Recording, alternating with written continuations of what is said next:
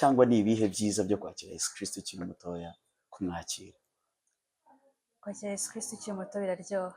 Yes. Ngira na bagenzi banjye mbanyuramo gato mu buzima nari mbayeho ntaramenye Yesu Kristo cyangwa se narakizwa. Yes, watunyuriramo. Kera ari uburyo umuntu akura akaba afite ibintu byinshi bimugoye, ariko kubera ko adafite Yesu Kristo cyangwa se atamenye ubuntu bw'Imana ku buzima bwe, ugasanga nta muntu uhorana agahinda yumva ko ubuzima bwe nyine ni nk'ejo buzarangira, nyine adafite ibyiringiro by'ubuzima.